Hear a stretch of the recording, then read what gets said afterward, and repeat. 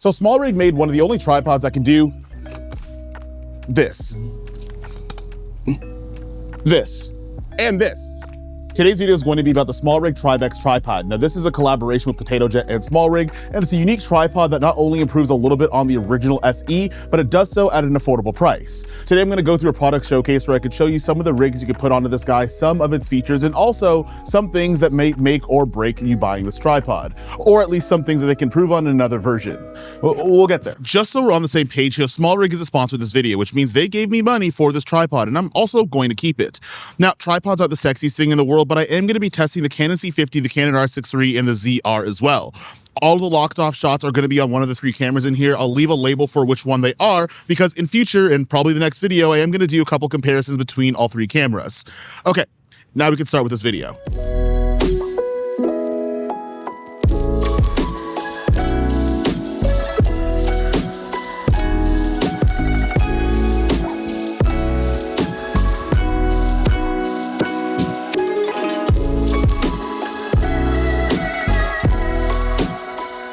Now, when you get this tripod right out of the gate, you are gonna get the head with this guy, the legs, and also this optional arm.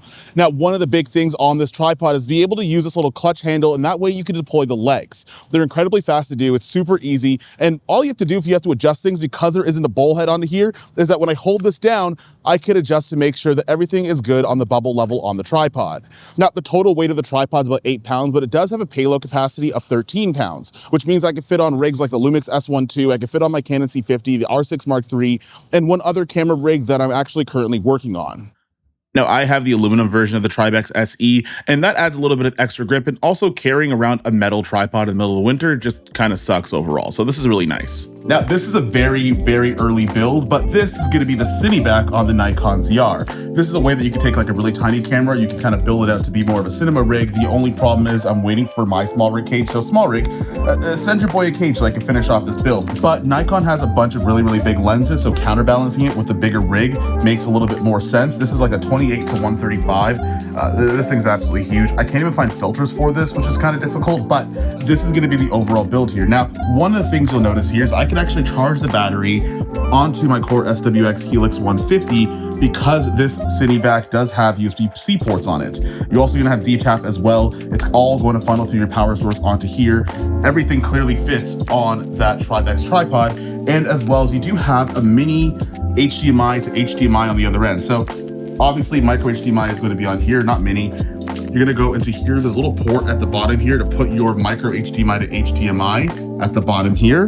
And then on the flip side, you have an HDMI cord on this end that I can hook up into a larger monitor. So this is gonna be great if you wanna build out your camera like a cinema build. The only problem is that without a cage, this doesn't close all the way, where I could hide some of the cables to make it better for organizing. So Smallrig, if you are making cages, you might wanna send your boy one.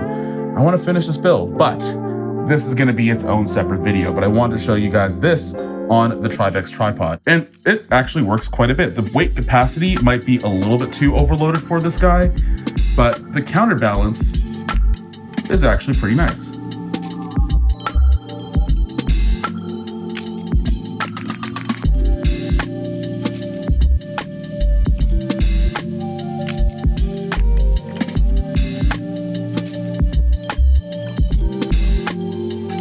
Now, if you want to get to the maximum height of this tripod, you just have to spread out the legs here. It does have a really easy twist knob onto here, and this is going to be the maximum height. Now, this guy's going to be about 66 inches or about 5'6". I'm 6'1", so this is where the tripod ends, and well, this is going to be the top of my head. So as long as you're not working with an NBA player or someone who's just a natural freak, you're going to be able to have a tripod at an eye level shot. Now, when you fully collapse all the legs, it's about 27 inches or just over 2 feet, which means it's going to be nice if you want to travel with this guy, if you have a bag big enough to do that, or if you're just in a run and gun situation. This is a lot smaller and compact than some of the other tripods. Now, the Tribex SE also works on uneven surfaces. All you have to do is just deploy your legs over the surface you have, set it up, and that way it'll deploy all the legs. But that doesn't necessarily mean it doesn't come with some cons as well. My bad, sorry, buddy. He didn't want to be in the video. Now, one little quirk I want to make sure you guys are aware of is that when you do deploy these legs, it does take a second for them to lock into place. Now, if I click onto this clutch handle and then I release right away and then I try to move it around, the legs are going to deploy a little bit. So you do have to give it a little bit of a second of delay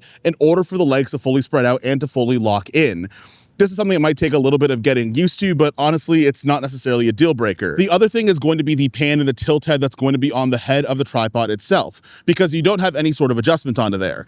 So for example, if I want to take out the center column, I'm getting a high angle shot, but I want to adjust things like the counterbalance onto here, so that way it might stop a heavier rig from slamming all the way back and forth. This thing only has one speed. And the pan head as well. If I want to unlock this guy and I want to get a pan onto here, I can't control the speed of that panning motion. Now for some people it might be a deal breaker, but even when it only has one speed, it's actually pretty smooth. Now, I've never actually had the original Tribex, so the SE is my first experience with a tripod just like this, and one of the things I think a couple of people mentioned in previous videos is that this little handle only has two positions. One that's going to be completely at 90 degrees, and then one that's, also going to be at 90 degrees here. It's only going to go down and it's only going to go off to the side. You can't really put it in the middle and it's going to move around a little bit. So it's only going to have two positions. A lot of these things are going to have one position and no adjustment, but that's also going to go into the price versus the Tribex original.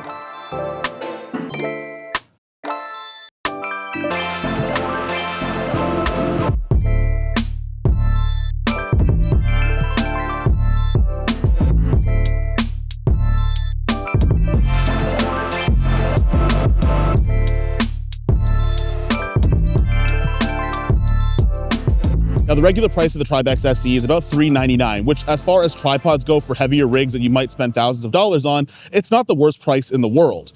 On top of that, for Black Friday up until December the 1st, so if you're watching this now until next Monday, you're gonna get an extra 30% off, making this about $319.99 US if you wanna get the Tribex SE.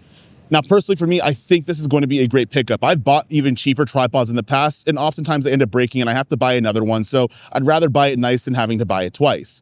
Over the last couple of weeks of trying out the Tribex SE, I find it's really nice, it's portable, it can hold some of my mirrorless camera rigs, and that's honestly all I could expect it to do. Now, if you guys want to check that out, I actually suggest watching other people's videos as well to get the most information, but if you just so happen to land on this one, if you're sold, then you can click a link in the description down below.